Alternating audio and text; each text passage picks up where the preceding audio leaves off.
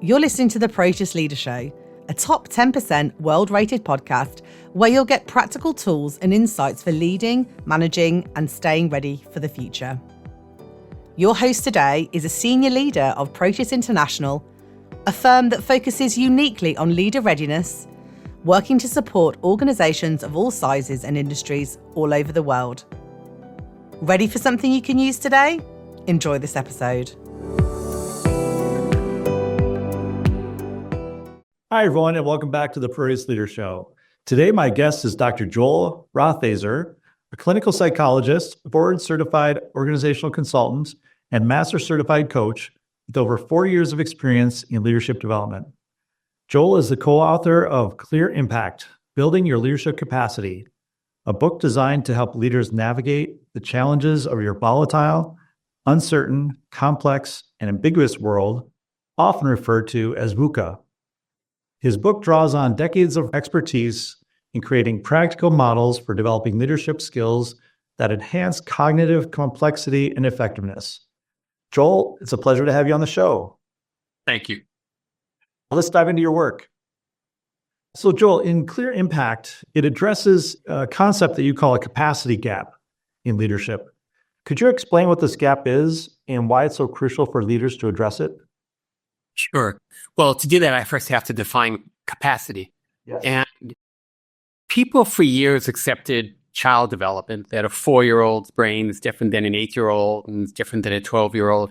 But then people for a long time thought that once you become an adult, you kind of have an adult brain and now you fill it full of stuff. But those levels continue or not of complexity. And so there have been many levels mapped of adult development. And when you apply those to leadership, each one of those is sequentially more effective for leading in a VUCA environment. And so it matters. And so one of the ways of looking at this is that these are like operating systems on a computer. So I call that capacity. And then there are competencies. We learn skills of different kind. But this is the key concept to make all of my work useful, that we evoke that competency based on the operating system we're currently working from. And we've always known that in things like when neurolinguistic programming was popular, one person could use that, a physician, to build better rapport and help people follow through on their health regimes. Someone else could use it to sell you a car you didn't need at an inflated price. Same competency expressed from different levels of capacity. And so all of the models that I use come from higher levels of capacity. And they're designed to evoke a higher level of thinking and acting. So what you're saying is we continue to learn throughout our lifetime, even as adults. Or not. Or not, right. And so it's important to really be intentional about building that capacity and those competencies. Yeah, and so the complexity gap is the difference between a current leader's functioning and actually what's required of their role.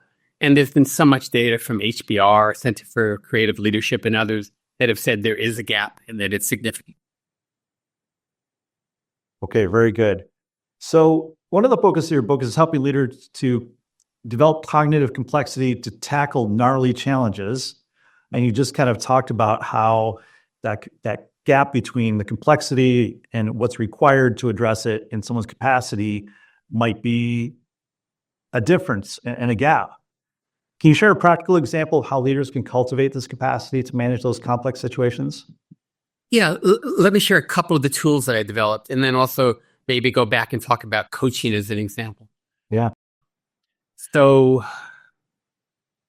I'll meet with a group of leaders and I'll say, would you say that your manager is co-responsible for how you show up? And they'll go, no, of course. And then I'll say, okay, so are you co-responsible for how your direct reports show up? And a little more grudgingly, they'll go, yeah. And then I'll say, but your performance management isn't based on that. It's like a report card. You're telling them how they're doing. Now, what would happen if instead of that, you started out and said, I realize I'm co-responsible for your performance. Let's talk about how we're doing. So that's the dialogue that suddenly is at a higher level of capacity. I call that performance collaboration. And you can just imagine how much more engaging that'll be, what an interesting dialogue that'll be. It'll take the pressure off, more safety and trust, because it's about a we and not a you. So that's one example. And what does that do to the dynamic between the two in terms of the difference between the report card and a more collaborative approach and conversation? Well, as soon as it's a we, a leader can even start out and say, I've been thinking about how I'm co-responsible for how you've done both strengths and challenges. And here's what I've noticed. And so there's immediately more vulnerability in there. The leader is looking at herself or himself.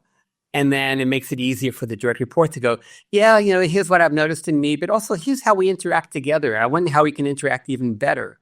So again, much more collaborative dialogue, much more safety and trust. Yeah. Okay, great. You talk about in your book the VUCA environment, and you talk about volatility, uncertainty, complexity, ambiguity, and in time of rapid change. Yeah.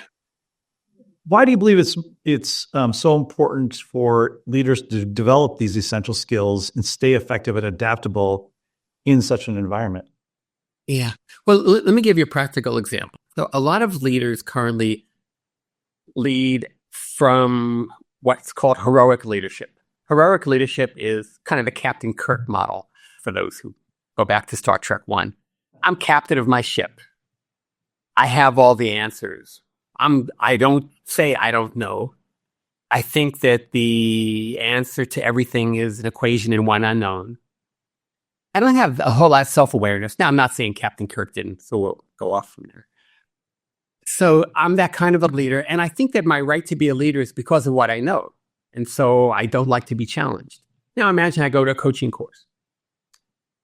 My coaching is going to look a whole lot like advice giving and telling people what to do. Not because I'm a bad human being, not because I don't care about people, but that's the level I think at. Okay. Now let's take it to a different level. I'm a leader who focuses at a later stage. I have a lot of interest in my own development and who I am, and I'm fascinated by other people and how that's different from me. And I have a genuine desire in helping them be more of who they are. Because I've explored myself, it's easy for me to help other people explore their self. I also understand that in complexity, there isn't one right answer and that you come to that you need multiple perspectives to integrate. So now imagine what my coaching is like. It's rich, it's open, it's collaborative. We're exchanging ideas back and forth. So the same skill, coaching, expressed at different levels of capacity. The second conversation is what organizations need, and it's how we can actually develop new leaders. Yeah, I can see how as a supervisor or a manager or a leader, that can create a much richer dialogue between yourself and your employee or a coach and their coachee. How does it build capacity in the person they're talking to? So again, in the case where I'm the leader and I'm talking to one of my direct reports, how does that develop capacity in the direct report themselves at the same time? It's a great question. Some of it depends on the kind of skills that the leader gets. Like one of the tools I use a lot are polarity thinking, polarity maps. And so more and more of my leaders use those maps to help other people develop, to build more both and thinking instead of either or thinking. We also learn about ourselves through compassionate perspective seeking. And so if a leader is asking their direct report more about what's going on the inside, not just what's happening, but more the who kinds of questions, then it also helps that person evolve. And I'll give you another practical one. One of the other tools I developed, this is probably the stickiest one I developed, called pond thinking. And in pond thinking, I show a picture of a pond. It's a beautiful day. There's some koi swimming around there. And I say to leaders, if some of those fish started swimming erratically or turned upside down, would you blame the fish? And people laugh, toxic runoff, nutrients, whatever. And then I say, it's okay. Let's say now you went to a fish store and bought the best new fish and put them in the same pond. What would happen? And they smile and go, of course, the fish would die off. And then I say, but that isn't how you lead your organization. When somebody isn't succeeding, your first question isn't what in the context is leading to them not succeeding. You point to the person and go, bad employee. So pond thinking is a cognitive habit of looking for root cause of behavior within the organizational context, but not within the person. And so it's contrasted with the bad fish approach. And so in places where we introduce this, people use that for years. You're just blaming that employee. Let's take a pond thinking approach. So if a leader is leading from that perspective and they assume that people want to succeed, assuming the person's in the right role, then again, the dialogue will be very different. Let's talk about what's going on in the context that's making it harder for you, which again is a much more open and collaborative dialogue.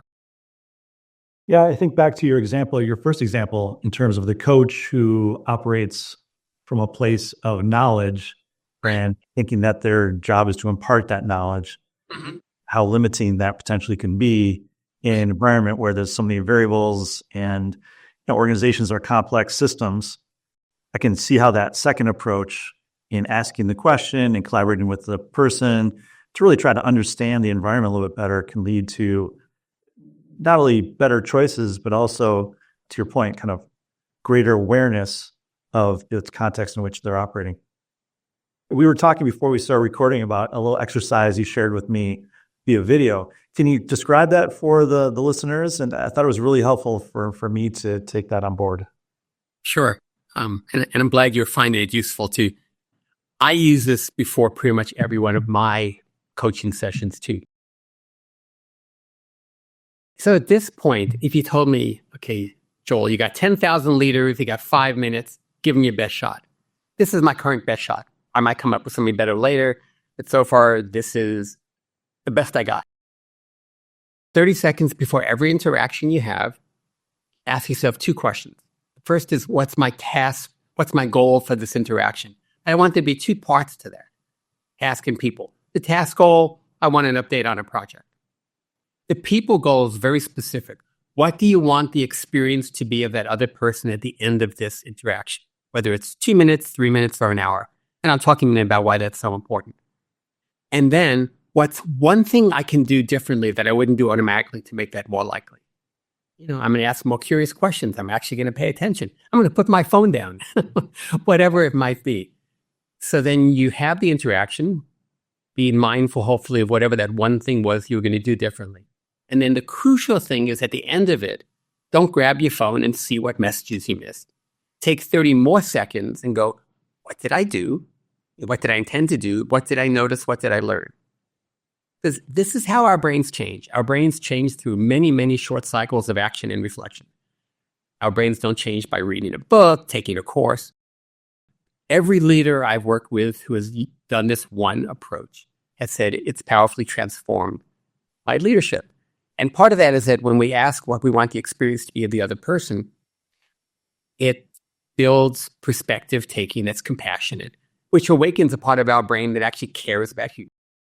And also, reflection is like, how often do I say, if you want to build capacity, you have to increase having a reflective disposition, stepping back and reflecting, because our brains go on autopilot.